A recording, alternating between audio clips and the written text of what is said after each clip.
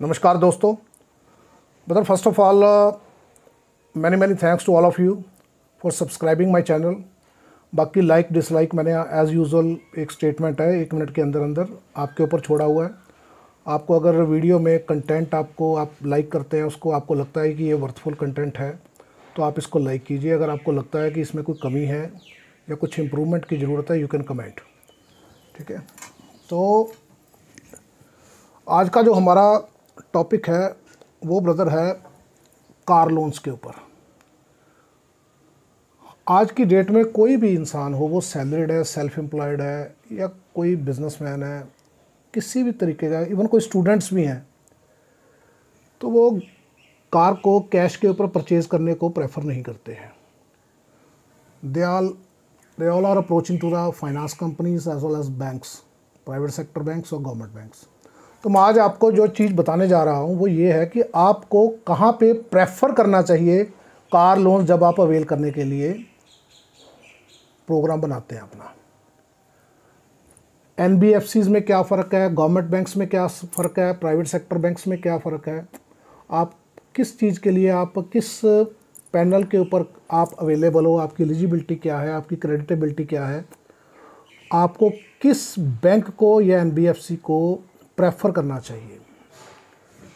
मतलब जैसे कि सब जानते होंगे कि कार लोन्स के लिए हमारे पास में ज़्यादातर अमूमन 2 ऑप्शंस अवेलेबल रहती हैं, बैंक्स और एनबीएफसीज, या कुछ प्राइवेट लैंडर्स भी होंगे जो प्राइवेट फाइनेंस कंपनीज हैं जो कि हायर रेट के ऊपर फंडिंग करती हैं।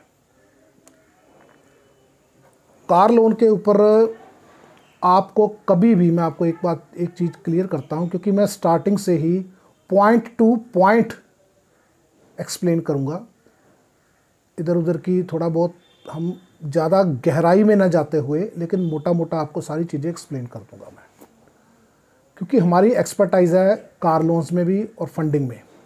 आप एक बात को समझ लीजिए कि मेरे को कार लोन्स में, मैं 30 ईयर्स बैक, आप 28 ईयर्स लगा लीजिए, 95, हम 95 से कार लोन्स में हैं, तो अमूमन 28-30 साल के करीब हो गया है। कार लोन्स पहले चलते थे फ्लैट रेट के ऊपर 95-6 में। थोड़ी सी ब्रीफिंग कर रहा हूँ इसकी हिस्ट्री की। उस टाइम में फ्लैट रेट चलता था 10%, 11%। इसके ऊपर लॉयड्स फाइनेंस ने, अशोक लेलैंड फाइनेंस ने, एसआरएफ फाइनेंस, एनाग्राम फाइनेंस, तो इस तरीके की कुछ फाइनेंस कंपनीज थी जिन्होंने बहुत लंबा चौड़ा बिजनेस किया है उन दिनों में, आज से 25 या 30 साल पहले। लेकिन आज का सिनेरियो टोटल चेंज हो चुका है। लोगों को अवेयरनेस है, लोग अवेयरनेस लेना चाहते हैं इसके बारे में। उस टाइम तो ये होता था कि भाई मेरे को गाड़ी के ऊपर लोन मिल रहा है, इतना ही बहुत है। रेट ऑफ इंटरेस्ट की तरफ उनका ध्यान नहीं होता था पहले, क्योंकि ये नया नया कंसेप्ट आया था। उस टाइम और इस टाइम में ज़मीन और आसमान का फ़र्क है। आज की डेट में no finance company, no NBFC, no private bankers are charging flat rate of interest on the car loans. हर जगह रिड्यूसिंग रेट ऑफ इंटरेस्ट है। पहले मैं आपको बताऊंगा कि रेट ऑफ इंटरेस्ट, अगर आप इसके ऊपर अपना फोकस रखते हैं तो आपको कहाँ पे अप्रोच करना चाहिए। ब्रदर, आपकी प्रायोरिटी होनी चाहिए government banks.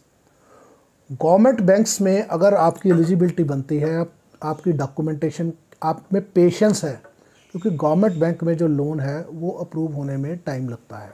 Car loans with in 1 और 2 डेज़ मैक्सिमम एनबीएफसीज कर देती हैं, लेकिन गवर्नमेंट बैंक्स में it usually take some time, at least I can say the 1 week, क्योंकि डॉक्यूमेंटेशन एक थॉरो प्रोसेस में चलती है। उनका स्पीड भी थोड़ी स्लो होती है, लेकिन उनके बेनिफिट्स जो हैं कंपेरेबल टू द एनबीएफसीज और प्राइवेट फाइनेंस कंपनीज, वो मच बेटर है। कोई भी गवर्नमेंट बैंक से जब आप गाड़ी के ऊपर लोन करवाते हैं ब्रदर, तो आप 2 चीज़ों को मोटा मोटा ध्यान रखिए। नंबर, जो सहूलियत मिलेगी और जो आपको उसके लिए पेशेंस रखनी पड़ेगी, ये मैं आपको बता रहा हूँ। गवर्नमेंट बैंक, जब आप कार लोन करवाते हैं या कोई बाइक लोन करवाते हो या कुछ भी आप कमर्शियल व्हीकल फाइनेंस करवाते हो, ट्रक्स वगैरह हो गए या बसेस हो गई, उसके ऊपर आपकी हाइपोथिकेशन, आपकी आरसी के ऊपर एक हाइपोथिकेशन की स्टैंपिंग लगती है। there is lot of difference between the HPA hire purchase agreement and hypothecation. Government bank HPA नहीं लगाते हैं। गवर्नमेंट बैंक की जो RC गाड़ी फाइनेंस होती है उसके ऊपर आपको रजिस्ट्रार अथॉरिटी से HYP लगती है, हाइपोथिकेशन। नंबर 1 ये। नंबर 2, आपको उसका HYP और HPA में क्या फ़र्क होगा वो भी आपको मैं एक्सप्लेन करूंगा, इस वीडियो को ध्यान से सुनिएगा आप। दूसरा पॉइंट ये है कि rate of interest comparable to the finance companies, government bank के जो रेट ऑफ इंटरेस्ट है वो थोड़े चीप हैं उससे, कम से कम नहीं तो 2-3% के करीब करीब का फ़र्क मिलेगा आपको, ठीक है। नंबर 3 जो प्लस पॉइंट है वो बता रहा हूँ मैं आपको। नंबर 3, आपको उसके ऊपर टेन्योर लंबा मिल सकता है, 7 साल का टेन्योर मिल सकता है। अगर आपकी इनकम टैक्स रिटर्न्स या आपकी पर एनम की इनकम कम है, फॉर एग्जांपल मैं फॉर एग्जांपल करके आपको क्लियर कर रहा हूँ कि आपकी सपोज करो 4 लाख रुपए की आप ITR फाइल कर रहे हो, तो ये सीधा सीधा मान लिया जाता है कि 50 से 60% वो इंसान अपने घरेलू खर्चों के लिए इसमें से रखेगा। यानी कि 4 लाख में से आपने कितना रखा, आप उसमें से 2 लाख रुपया अपने घर की, अपनी फैमिली के खर्चे या बच्चे की एजुकेशन या किराया या कुछ भी आप रखोगे। मैं फॉर एग्जांपल करके बात कर रहा हूँ, किसी की इनकम 6 लाख भी हो सकती है, किसी की 15 लाख भी हो सकती है, तो उसके अकॉर्डिंगली इसको आप कैलकुलेट कर सकते हैं। अब 2 लाख रुपये आपके पास में बचा, जिसमें कि आप 2 लाख रुपये को आप अगर 12 महीनों के साथ में कंपेयर करोगे तो आप ये अमूमन लेके चल पड़िए कि आपकी जो इंस्टॉलमेंट है वो 15,000 रुपये के करीब करीब आप बियर कर सकते हो। 16 या 17,000 रुपये के करीब आप पर मंथ की इंस्टॉलमेंट बियर कर सकते हो। 4 लाख आपकी इनकम, 2 लाख आपको घर के खर्चे के लिए चाहिए, 2 लाख आपके पास में पड़ा है जो कि आप कोई भी लोन लेके उसमें से मंथली आप धीरे धीरे करके इंस्टॉलमेंट्स पे कर सकते हो। 2 लाख की मंथली इंस्टॉलमेंट अमूमन आप ये समझ लीजिए 16-16,500 रुपये के करीब करीब की बनती है। ये आप हर महीने इंस्टॉलमेंट पे कर सकते हो। एक बैंक ये कैलकुलेट करके चलता है कि ये इंसान को इतना लोन दिया जा सकता है कि ये 15-16,000 रुपये की इंस्टॉलमेंट जो है पर मंथ पे कर सकता है। आप 6 साल का, 5 साल का लोन लेते हो, 7 साल का लेते हो या 3 साल का लेते हो, आप उसके हिसाब से पर लाख के हिसाब से जो EMI बनती है वो आप कैलकुलेट कर सकते हैं, ठीक है। अब दूसरी बात आती है कि हाइपोथिकेशन, मैंने आपको बताया कि हाइपोथिकेशन के क्या प्लस पॉइंट है। बदर ये जो आपने कार ली है लोन के ऊपर, इसके आप एक्चुअल में मालिक आप हो। Borrower is the owner of this property, यानी कि कार। आपकी इंस्टॉलमेंट्स जाती हैं, प्रॉपर जा रही हैं। जब आप पूरी की पूरी इंस्टॉलमेंट पे कर देते हो बैंक को, तो उसके बाद में आपको एक NOC दी जाती है, जो NOC आपको रजिस्ट्रार ऑफिस में सबमिट करनी होती है। बैंक की NOC और ट्रांसफ़र पेपर से होते हैं। गाड़ी आपके नाम के ऊपर HPA, अगर HYP लगी होगी, हाइपोथिकेशन लगी होगी in the case of government bank, वो आपकी कैंसिल हो जाएगी। तब आप अकेले प्रॉपर्टी की एसेट के मालिक को, you can transfer the car, you can sell the car. आप उस गाड़ी को बेचो, किसी के नाम ट्रांसफ़र करो, आप उसका जो चाहते हो वो आप गिफ्ट दो किसी को, कुछ भी कर सकते हो आप, ठीक है जी। अब ये तो हो गया गवर्नमेंट बैंक्स के। धीरे धीरे आपको साथ साथ कंपैरिजन में आपको बताता जाऊंगा, आप इसको नोट डाउन करते जाना, आपके काम की चीज़ें हैं ये। अब आते हैं NBFC के ऊपर। NBFC में number 1, rate of interest will be higher. Number 2, rate of interest higher होने के साथ साथ आपको टेन्योर 5 साल का मैक्सिमम मिल सकता है वहाँ से। कुछ NBFC 7 साल का देती हैं, लेकिन कुछ NBFC, ज़्यादातर NBFC 3 से 5 साल का टेन्योर रखती हैं। तो आपको टेन्योर कम मिलेगा, रेट ज़्यादा मिलेगा, लेकिन वहाँ पे आपको एक प्लस पॉइंट मिल जाता है कि आपको ऑन स्पॉट डिलीवरी अवेल कर देते हैं वो। आपको आज आप गाड़ी लेने के लिए शोरूम में गए, वहाँ पे NBFCs के बैंक्स, प्राइवेट सेक्टर बैंक्स के जो रिप्रेजेंटेटिव है वो वहाँ पे बैठे होते हैं। आप गाड़ी लेने जाओगे, आपको इमीडिएटली आपकी डॉक्यूमेंटेशन कंप्लीट करके, आपसे डाउन पेमेंट लेके, आपसे पेपर फॉर्मेलिटी सारी कंप्लीट करके, एग्रीमेंट किट साइन करके आपको इमीडिएटली गाड़ी डिलीवर कर दी जाती है, या बहुत से बहुत वेरी नेक्स्ट डे आपको डिलीवर कर दी जाती है जब आपकी वेरिफिकेशन डन हो जाती है। आपके घर में वेरिफिकेशन के लिए कोई भी बैंक का जो वेरिफिकेशन के लिए जो ऑफिसर है अपॉइंट किया गया वो आपके पास जाएगा, वहाँ पे जाके वो अपनी एक रिपोर्ट देगा। अगर वो सेटिस्फैक्ट्री रिपोर्ट है तो आपको गाड़ी डिलीवर कर दी जाती है, यानी कि NBFC से आपको विदिन 1 और 2 डेज़ गाड़ी मिल जाती है। I am talking about the new cars. Used के ऊपर भी बात कर लेता हूँ आपसे। तो आपने एक गवर्नमेंट बैंक से लिया, गवर्नमेंट बैंक में आपको मिला कम रेट ऑफ इंटरेस्ट मिला, ज़्यादा लंबा टाइम मिला किस्तें देने के लिए, और एक HYP लगी, जिसमें कि आपको मैं ये क्लियर करता हूँ कि HPA और HYP गवर्नमेंट बैंक और प्राइवेट सेक्टर बैंक्स, जब RC के ऊपर NBFC या बैंक प्राइवेट हो वो HPA लगाते हैं। सारी NBFC प्राइवेट फाइनेंस कंपनीज हो गई, NBFCs होगी, वो कार के ऊपर लोन करती हैं तो उसके ऊपर HPA लगता है। सॉरी, HPA का मतलब है hire purchase agreement. Hire purchase agreement, और गवर्नमेंट बैंक से आप वही कार, सेम वही प्रोसेस आप लोन लेते हो तो उसके ऊपर आपको हाइपोथिकेशन लगती है, HYP with such and such bank, ये मेंशन किया आता है स्टैंप के ऊपर। अब इसमें फ़र्क क्या है ब्रदर? इन केस आपकी इंस्टॉलमेंट्स, पहले तो मैं आपको ये क्लियर करूं कि आपको क्या नहीं करना चाहिए। ब्रदर, आप इंस्टॉलमेंट्स को आज की डेट में आप ये समझ लीजिए कि किसी इंसान का अगर सिबिल ख़राब हो गया है तो वो एक ऐसा मर्ज है जिसको कैंसर का मर्ज कहा जाता है। आप कभी भी कुछ भी हो जाए, मैक्सिमम कोशिश कीजिए कि आपका सिबिल खराब ना हो, नहीं तो आपके 20 रास्ते आपके और आपकी फैमिली मेंबर्स के ख़त्म हो जाते हैं आगे लोन अवेल करने के लिए। आप प्रॉपरली इंस्टॉलमेंट टाइम के ऊपर दो। अगर इन केस आपकी इंस्टॉलमेंट, चलो मान लिया कभी दुख सुख आता है इंसान को, पोजीशन टाइट होती है, कहीं से पेमेंट आनी है, पेमेंट नहीं आई, डिले हो गई, तो उस वजह से आप बैंक की इंस्टॉलमेंट्स को डिले करते हो, तो मैं ब्रदर आपको एक चीज़ टेक्निकल पॉइंट बता रहा हूँ जिससे आप अपने आप को बहुत हद तक सेव कर सकते हो, एक जस्टिफाइड अपने आप को महसूस कर सकते हो। आप एक जस्टिफिकेशन, कल को लोन कहीं से अवेल करते हो तो आप एक जस्टिफिकेशन दे सकते हो। आपको पता है कि मेरी 1 तारीख को इंस्टॉलमेंट जाती है, आपको पता है कि मेरे पास में 1 तारीख को पैसे अरेंज नहीं होंगे, तो आप 25 तारीख को ही बैंक को बाय मेल, वर्बल कुछ नहीं कहना आपने, बाय मेल एक मेल कर दीजिए कि मैं इन दिनों ये नेक्स्ट मंथ में मैं इंस्टॉलमेंट अपनी, I will not be able to pay the instalments very next month, तो आपको मैं with next to next month I will repay 2 instalments. मैं आपको 2 इंस्टॉलमेंट्स पे कर दूंगा, उससे अगले महीने में नहीं। ये आपकी एक मॉरल रिस्पॉन्सिबिलिटी साबित करता है कि यू आर रिस्पॉन्सिबल दैट कि आप you are enable to repay the installments, और आप बैंक को इंटीमेट कर रहे हो कि भाई मैं इंस्टॉलमेंट पे नहीं कर सकता। आप अपनी कहीं ना कहीं आप अपनी रिस्पॉन्सिबिलिटी को शो कर रहे हो।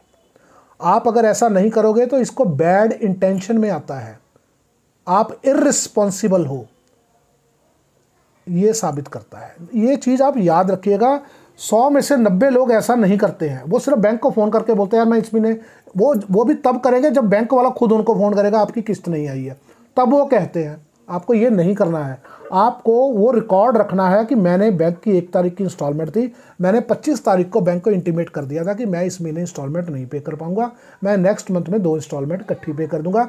ये आपका आगे जाके फ्यूचर में बहुत बड़ा प्लस पॉइंट बनेगा। बहुत सारी चीज़ें मैं आपको वो बताने वाला हूँ जो आप निगलिजेंस में हो या आपको नॉलेज नहीं है तो आप उसमें गलती करते हो, और आपको पता भी है तो भी आप गलती करते हो, लेकिन उसके फिर कॉन्सिक्वेंसेस क्या आपको भुगतने पड़ते हैं वो चीज़ मैं आपको बता रहा हूँ। हर वीडियो में ये चीज़ें नहीं मिलेंगी आपको।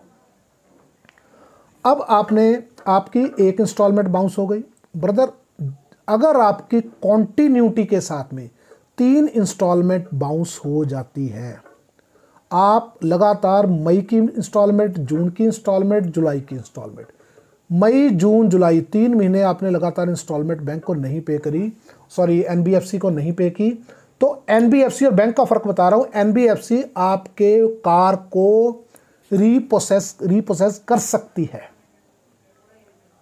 ये पहले बहुत चलन था, अब तो थोड़ा बहुत सख्ती हो गई है गवर्नमेंट की तरफ से, कोई नए क्लॉजेज आ गए हैं तो शायद इतनी सख्ती आज की डेट में नहीं है, लेकिन उसमें एक सीधी क्लॉज है कि उसमें ऑनर है वो NBFC है। NBFC अपनी एसेट को कभी भी रिकवर आपसे कर सकती है।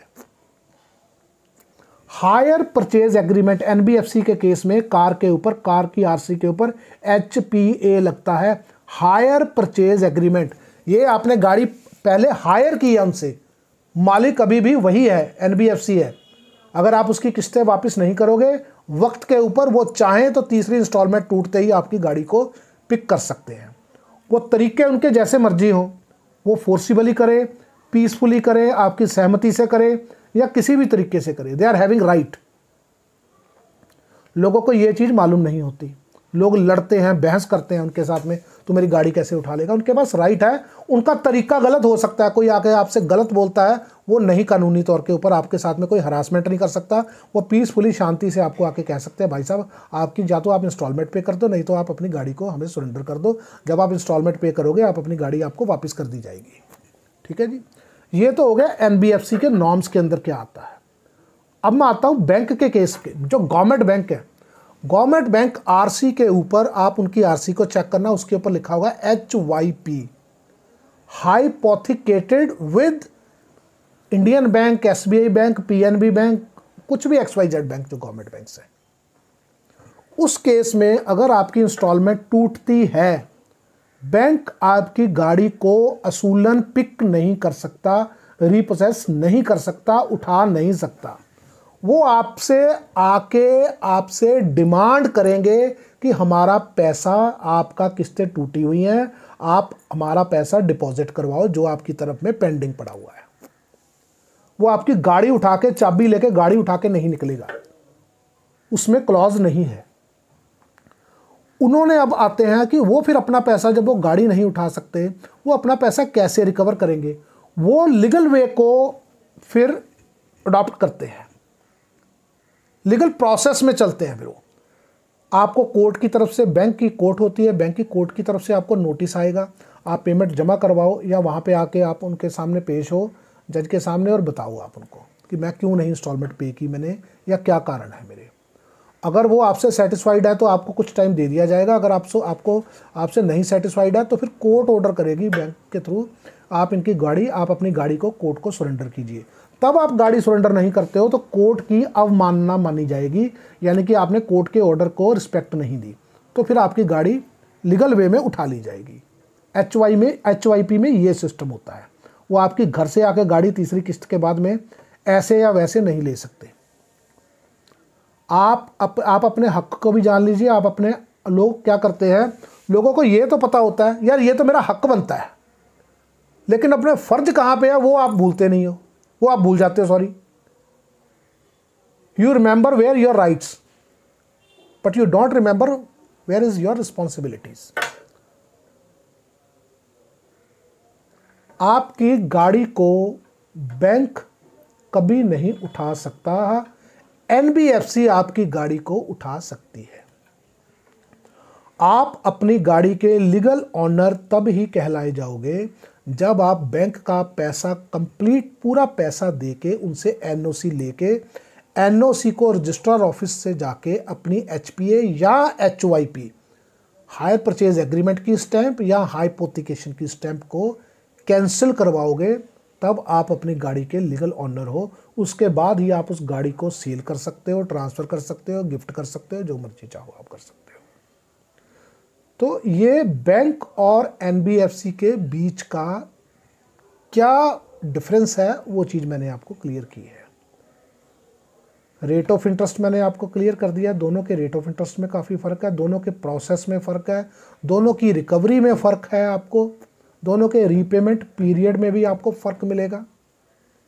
तो ये अब आपके ऊपर डिपेंड करता है कि आप, अब अगला एक मुद्दा और है, एक पॉइंट और आपको क्लियर कर देता हूँ मैं, कि आप, ज़रूरी नहीं होता कि मुझे रामलाल जानता है, मुझे कोई एजेंट जानता है, यार वो कह रहा है यार मेरा एनबीएफसी में मैनेजर दोस्त है, मैं उससे आपकी फंडिंग करवा देता हूँ। ब्रदर, उससे पहले आप ये चेक कीजिए कि whether you are eligible as per the government bank norms. आप, हो सकता है आपकी ITR बड़ी अच्छी हो, आपका सिबिल 750 हो, आपको गवर्नमेंट बैंक बड़ी चुटकी में फाइनेंस कर दे, क्योंकि आजकल बैंक कार लोन्स में बहुत अग्रेसिव हो गए हैं, गवर्नमेंट बैंक्स भी। तो हो सकता है आपको इमीडिएटली फंडिंग कर दे, तो आपको फिर एनबीएफसी को अप्रोच ही नहीं करना चाहिए। आप, जान पहचान हम कहाँ पे लगाते हैं, जान पहचान हम वहाँ पे यूटिलाइज करते हैं जहाँ पे मुझे पता हो यार मेरा लोन कोई नहीं कर रहा है, तेरी जान पहचान है तो मेरा लोन करवा दे यार। वहाँ पे जान पहचान की ज़रूरत होती है। आप किसी भी बैंक से लोन अवेल करने से पहले आप कम से कम अपने पेपर्स को असेस कीजिए। आपको खुद असेस नहीं करना आता तो किसी प्रोफेशनल से आप गाइडेंस लीजिए। यार मेरी 6 लाख की ITR है, मेरा सिबिल है 750 है या 700 है या 600 है या 650 है, क्या मेरे को गवर्नमेंट बैंक लोन दे सकता है? आपको वहाँ से एडवाइस मिलती है, ठीक है, नहीं मिलती है तो आप क्या कीजिए, आपकी प्रायोरिटी होनी चाहिए, आप प्रेफर आप कीजिए गवर्नमेंट बैंक से पहले अपना केस असेस करवाइए। गवर्नमेंट बैंक कोई भी लॉगिन नहीं कर देगा जाते कि आपका अगर एक बार लॉगिन हो गया केस, उसके बाद डिक्लाइन हो गया तो आपका सिबिल के ऊपर इफेक्ट पड़ेगा। कोई भी ऑफिसर कैडर का बंदा जो कार लोन्स में डील करता है, जो गवर्नमेंट बैंक में एक सिटिंग के ऊपर बैठा हुआ है, एक पोस्ट के ऊपर बैठा हुआ है, वो आपके डॉक्यूमेंट्स और आपकी सिबिल रिपोर्ट देखने के बाद आपको बता देगा भैया मैं तेरा लोन करूंगा या नहीं करूंगा। अगर वो करता है तो आप वहीं से करवाइए। नेक्स्ट एक और पॉइंट आपको बता देता हूं, जो NBFC हैं, जो प्राइवेट फाइनेंस कंपनीज हैं, ब्रदर आप उनकी जब इंस्टॉलमेंट को तोड़ते हो तो उनकी penalty, interest plus penalty government bank से कम नहीं तो 2 से 3 गुना हो जाती है। गवर्नमेंट बैंक अगर इन केस ऑफ इंस्टॉलमेंट आपकी ब्रेक होती है, आपको 100 रुपया पेनल्टी लगाएगा या 200 रुपया पेनल्टी लगाएगा।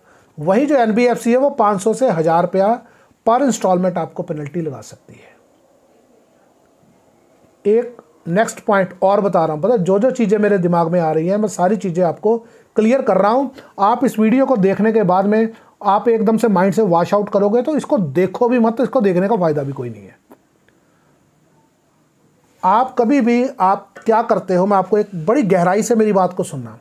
आपने एक लोन लिया, आपने उसकी 24, मैं फॉर एग्जांपल करके बात कर रहा हूं, आपने 24 या 36 महीने मान के चलते हैं, 3 साल की आपने इंस्टॉलमेंट करवा दी। आपकी 1 जनवरी से स्टार्ट हुई, 2023 1 जनवरी से आपकी इंस्टॉलमेंट स्टार्ट होती है और 26 में वो 1 जनवरी को फॉर एग्जांपल खत्म हो जानी है आपकी।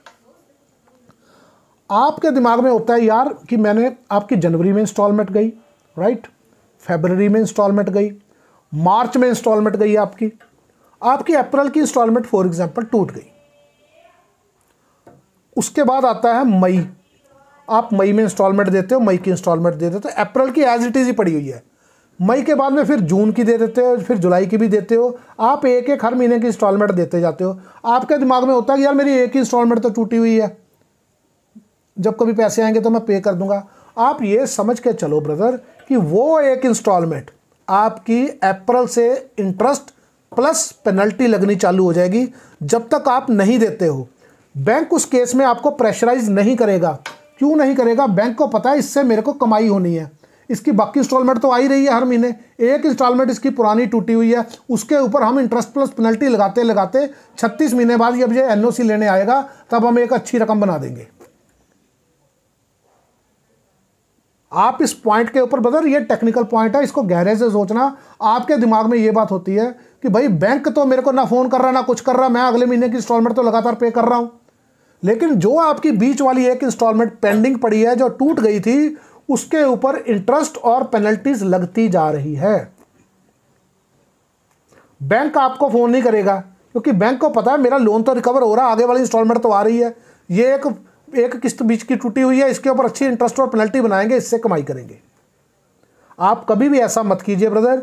आप एक इंस्टॉलमेंट टूटी है, आप कहीं से भी पैसा अरेंज करके अपने अकाउंट को अपडेट कीजिए। नंबर 2 आपको बता देता हूं इसका साइड इफेक्ट क्या होगा। ये मैंने बता दिया कि इंटरेस्ट और पेनल्टी आपको लगती जाएगी, 36 महीने की लग जाएगी, यानी कि 3 महीने आपने दी, 33 महीने की इंटरेस्ट और पेनल्टी लग जाएगी जब आप लास्ट में NOC लेने के लिए जाओगे।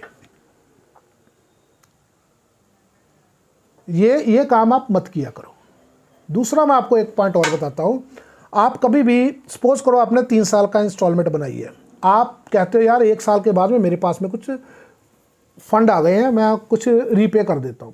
बदर पार्ट पेमेंट आप तब कीजिए जब आपको पूरी पिक्चर बैंकर के साथ में बैठ के क्लैरिटी हो कि मैं इतना पैसा दे रहा हूं, मेरा प्रिंसिपल में से कितना पैसा लेस हो रहा है। कई बार लोग क्या करते हैं, मैंने इतने पैसे दे दिए, 4 इंस्टॉलमेंट इकट्ठी पे कर दी, वो 4 इंस्टॉलमेंट पता करता है कि वो इंस्टॉलमेंट ही आपकी डिडक्ट हुई है, आपको इंटरेस्ट में से कोई वेवर नहीं मिला। ये काम मत कीजिए आप। पार्ट पेमेंट को अवॉइड कीजिए। आपने जब करना हो, मैं आपको बार बार कहता हूं, आपने जब करना हो फुल एंड फाइनल पेमेंट करके केस को क्लोज कीजिए। पार्ट पेमेंट कभी मत कीजिए, इसका कोई फायदा नहीं होता है। या आप बैंकर से बैठ के अपने किसी भी प्रोफेशनल अच्छे जो आपको एडवाइस दे सकता है उसके साथ बैठ के उससे बात कीजिए कि मैं अगर 50,000 रुपये तो मैं आज पे कर रहा हूं, तो मेरा प्रिंसिपल में से कितनी अमाउंट लेस हुई है और मेरी इंस्टॉलमेंट कितनी छोटी हो जाएगी, कितनी इंस्टॉलमेंट में से कितनी रिड्यूस होगी मेरी इंस्टॉलमेंट। इससे अगला फिर आप ये चेक कीजिए कि जब आप सपोज करो इसके साथ आपको, अगर आप फुल एंड फाइनल पेमेंट करते हो प्री मैच्योर, 36 महीने का केस है, आप 12 महीने के बाद में केस को क्लोज करते हो, तो आप बैंकर से ये बिल्कुल पूछिए कि मुझे फोरक्लोजर चार्जेस कितने लगेंगे। उस टाइम में बैंक प्री पेमेंट के ऊपर हर बैंक फोरक्लोजर चार्जेस लगाता है। किसी बैंक के 3% है, किसी के 5% है, किसी के 2% है। इसमें भी आप अपने बैंकर से या अपने एजेंट से पहले क्लैरिटी लीजिए। आप उससे पूछिए कि कहाँ ये रिटर्न में लिखा हुआ है कि मेरे को जो मैं पहले पेमेंट करता हूँ, सारा केस फोरक्लोज करता हूँ, टेन्योर ख़त्म होने से पहले मैं केस को ख़त्म कर रहा हूँ, तो मुझे क्या चार्जेस पे करने पड़ेंगे, जो मेरी प्रिंसिपल आउटस्टैंडिंग अमाउंट है, जो मेरी लोन अमाउंट आउटस्टैंडिंग है उसके ऊपर कितने % मेरे को देना पड़ेगा अगर मैं वन शॉट में पेमेंट को क्लियर कर रहा हूँ। ठीक है, ये ब्रदर आप ये चीज़ देख लीजिए। आप ये बहुत सारे छोटे छोटे पॉइंट्स हैं जो कि लोग नज़रअंदाज करते हैं। उनके दिमाग में उस टाइम ये होता है काले रंग की गाड़ी, लाल रंग की गाड़ी लेके घर पहुंचना है बस अपने को। बाद में आप फिर उनसे फाइट करते हो, बहस करते हो बैंकर के साथ में, भाई ये तो मेरे को पहले नहीं बताया था। भाई पहले नहीं बताया था, आपने पूछा भी क्यों नहीं? आज से 15 साल 20 साल पहले लोगों को अवेयरनेस नहीं थी। आज आपको एक एक चीज़ का पता है। आपको इतना मालूम है कि कौन से बैंक से लोन लेना है, फिर आपको ये क्यों नहीं मालूम कि वो क्या इंटरेस्ट रेट चार्ज कर रहा है, क्या उसके प्री पेमेंट चार्जेस लगेंगे मेरे को, और मैं पहले केस को क्लियर करूंगा, क्या पार्ट पेमेंट में कितने %, कितना मेरा प्रिंसिपल डिडक्ट होगा, कितना कम हो जाएगा, क्या मेरी पेनल्टीज लगेगी अगर मेरी इंस्टॉलमेंट टूटती है।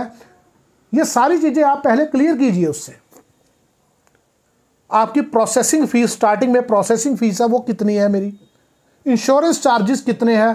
कोशिश कीजिए आप इंश्योरेंस अपने किसी जो इंश्योरेंस एजेंट है उससे करवाइए, आपको वो कोई एडिशनल बेनिफिट दे सकता है जब आप नई गाड़ी को लोन लेने के लिए जाते हैं तो। क्योंकि वहाँ से तो आपको पूरा जो इंश्योरेंस, कंप्रीहेंसिव इंश्योरेंस है, वो पूरे के पूरे आपको चार्जेस लगेंगे। लेकिन आपको कोई जान पहचान वाला होगा, वो अपने खुद के जो 2-3 हज़ार 3-4 हज़ार रुपये उनका अपना बेनिफिट होता है, उसमें से आपको कोई वेवर दे सकता है, रिबेट दे सकता है आपको। कई लोग ऐसे हैं जिनके एजेंट्स ने नई गाड़ियाँ फाइनेंस कराई थी, एजेंट आरसीज के लिए महीनों आपको तंग करते हैं। आप कोशिश कीजिए आप आरसी अपने किसी खास बंदे को दीजिए।